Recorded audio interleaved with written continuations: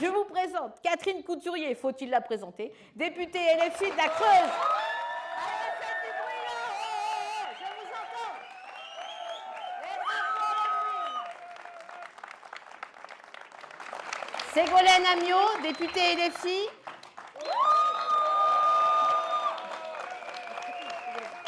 Loire-Atlantique.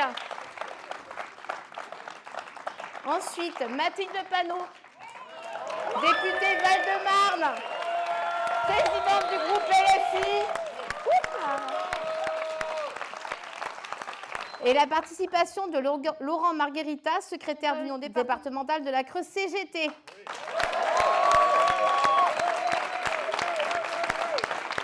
Muriel, merci de cette introduction à cette soirée. On peut l'applaudir. Merci pour votre présence. Je voudrais aussi remercier le président de la communauté de communes qui nous a mis cette salle à disposition. Merci Mathilde. Merci à Ségolène. Et, un grand bravo à la troupe du Théâtre d'Or de Moutac. Bravo les Insoumis.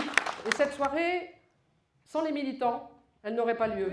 J'oublie pas les Insoumis du 87 qui ont aussi participé à cette préparation. Sans eux, eh bien, cette soirée, elle n'aurait pas eu lieu. Et sans eux, je ne serais pas là ce soir. Mais surtout, sans le vote des Creusois et des Creusoises qui m'ont permis le 19 juin d'aller où? À l'Assemblée nationale. Ah. Rassemblés hier, rassemblés ce soir, rassemblés demain, puisque nous marcherons à Paris avec la jeunesse, et rassemblés les semaines prochaines. On va en parler. Jusqu'où? Ben, à votre avis? La victoire. Jusqu'à la victoire. Voilà. Jusqu'au retrait de ce projet inutile contre notre système de retraite par répartition. Hier, une mobilisation. Macron, je crois qu'il s'y attendait peut-être pas.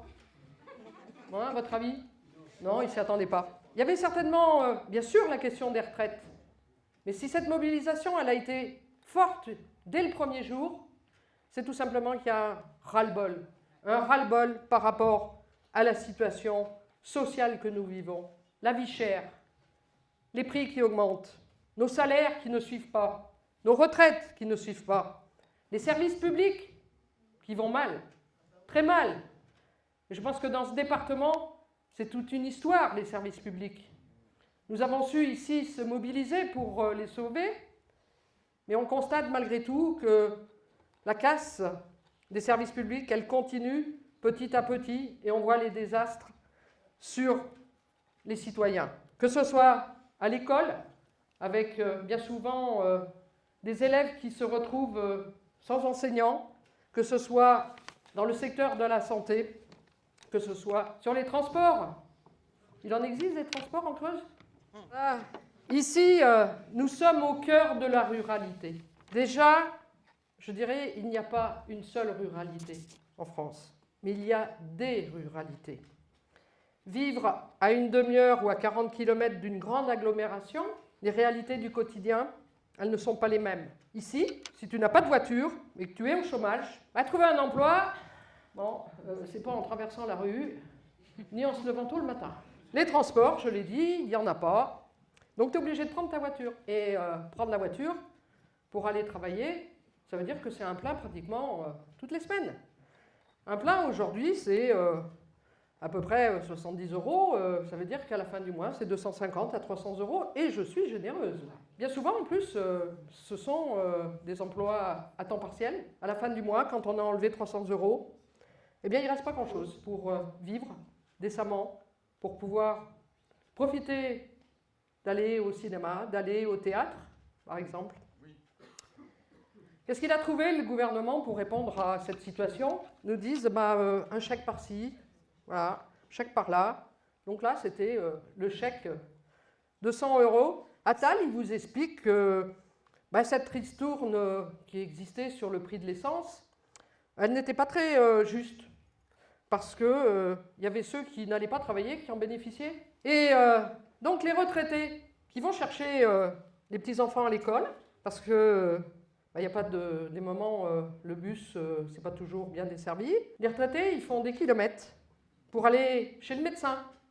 Parce que dans le bourg où il y avait un médecin, il est parti à la retraite, des moments bien tardivement d'ailleurs, et il n'a pas été remplacé. Donc il faut faire des kilomètres.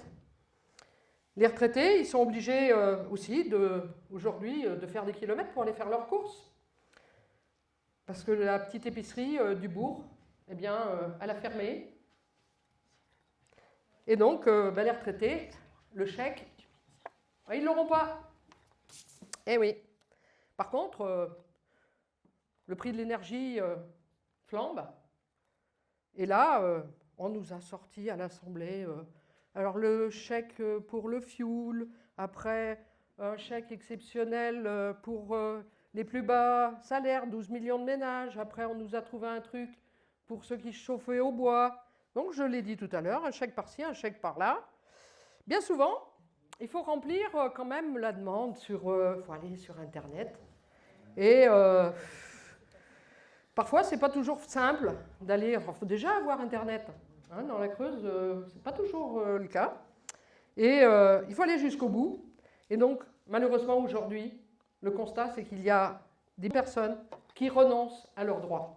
La Creuse, c'est 116 000 habitants. 40% ont plus de 60 ans. 25% ont moins de 30 ans. Et c'est 21 habitants au kilomètre carré. C'est 256 communes. La plus grande, Guéret, 13 000. Et ici, Bourganeuf, c'est 2500 habitants et c'est la 5e ville.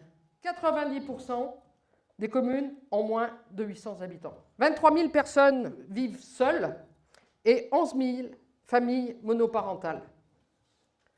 Le chômage, parlons du chômage en Creuse. Alors quand vous allez sur des sites, on vous dit oh, la Creuse, c'est pas trop mal, on est à 7,4%, 4 380 demandeurs d'emploi.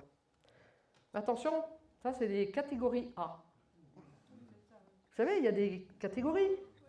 Et donc les catégories B et les catégories C, ceux qui ont ce qu'on appelle de l'activité courte réduite ou de l'activité longue réduite, eh bien ils sont 3140.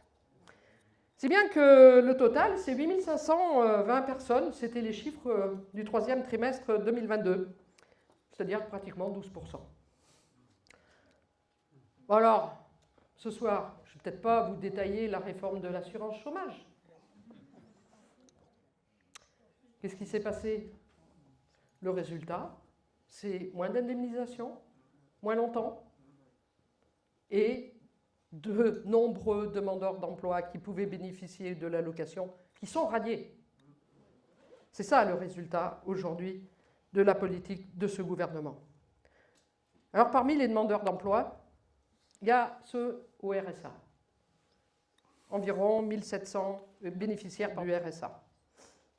Et évidemment, ici, c'est le conseil départemental qui est tenu par la droite. Qu'est-ce qu'elle a décidé, Madame Simonet? Le RSA sous condition. Voilà. On n'a pas tous les détails, malheureusement, pour l'instant.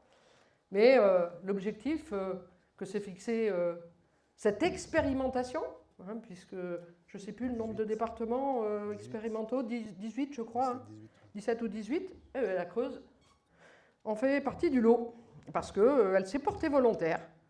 Et donc, ces bénéficiaires du RSA vont devoir aller travailler gratuitement, alors 2 heures ou 3 heures par jour dans une association. Bon, on ne sait pas trop encore dans quel cadre ils seront rémunérés, pas rémunérés, mais auront-ils un contrat de travail? Eh bien non, ils ont appelé ça contrat de confiance. Et bien évidemment, quand on est bénéficiaire du RSA, là on va aller travailler gratuitement, mais les cotisations pour la retraite? Eh bien non. La Creuse, elle a quand même des atouts. Parce que bon là, j'ai dressé un petit peu un tableau pas très enthousiaste. Mais la Creuse, c'est ses espaces naturels, ses forêts et ses forêts. J'y tiens.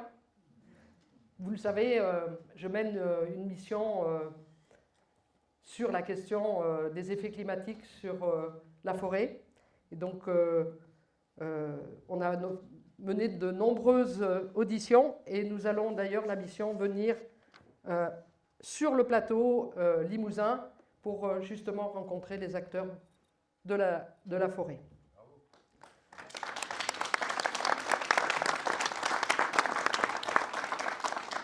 Normalement, c'est le 6 février. C'est le jour où le débat va commencer à l'Assemblée. Mais bon, tu te passeras de moi, Mathilde. Bon, la Creuse, c'est aussi son modèle agricole, avec des agriculteurs qui commencent à réfléchir de plus en plus et qui vont vers une agriculture saine, vers une agriculture qui les protège aussi, eux. Et je pense qu'on peut aller encore plus fort sur cette question-là.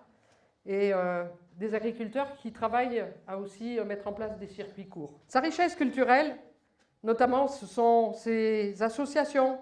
Ces associations avec, on le voit là, tout à l'heure, le Théâtre d'Or. Dans ce département, moi, je suis assez impressionnée du nombre d'associations culturelles et notamment de son réseau des tiers-lieux. C'est un réseau unique en Europe qui a été construit. Et les associations, bien évidemment, c'est du lien social indispensable dans un département rural. La vie culturelle, Mathilde, peut-être que tout à l'heure tu en parleras, puisque nous avons assisté à une tombée de métier à la Cité tout à l'heure. Je te laisse le soin d'aborder ce sujet. C'est aussi la culture, les élus dans les petites communes font beaucoup d'efforts pour maintenir une vie culturelle et aider les associations à créer justement et à maintenir ce lien social indispensable. Oui. Un habitat, il y a pas mal d'habitats encore disponibles, mais par contre, qu'il faut rénover et qu'il faut occuper. Et là, moi je regrette beaucoup les 12 milliards que nous avions votés dans le cadre de la rénovation énergétique et qui ont été balayés par le 49.3. Ici, on peut vivre bien.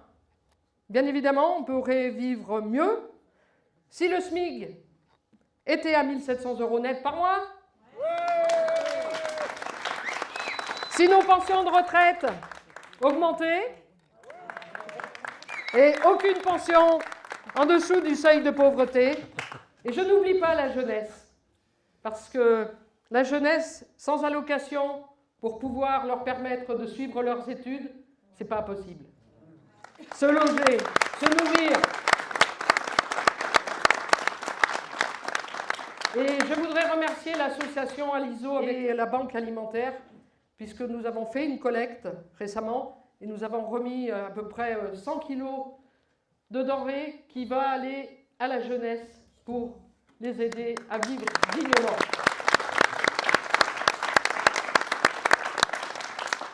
Et oui, il faut renforcer nos services publics. En particulier les enseignants. Vous le savez, c'est 23 postes sur l'académie qui normalement devraient disparaître. Eh bien, j'appelle tous les parents, tous les grands-parents, tous les enseignants, tous les citoyens à agir quand il le faudra au moment de la carte scolaire, parce que nous craignons malheureusement une fois de plus des fermetures d'écoles.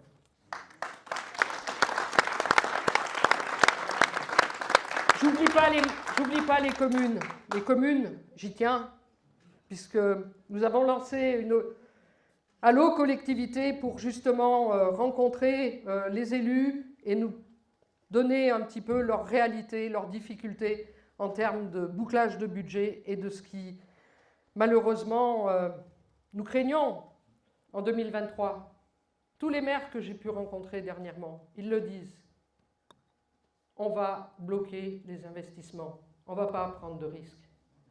Et qui dit pas d'investissement, ici dans ce département, c'est les petites entreprises qui vont le plus en pâtir. Ce que nous portons, nous, c'est bien évidemment le blocage des prix de première nécessité. Et c'est J'ai parlé de l'énergie, et c'est le retour aux tarifs réglementés et d'avoir un grand service public de l'EDF.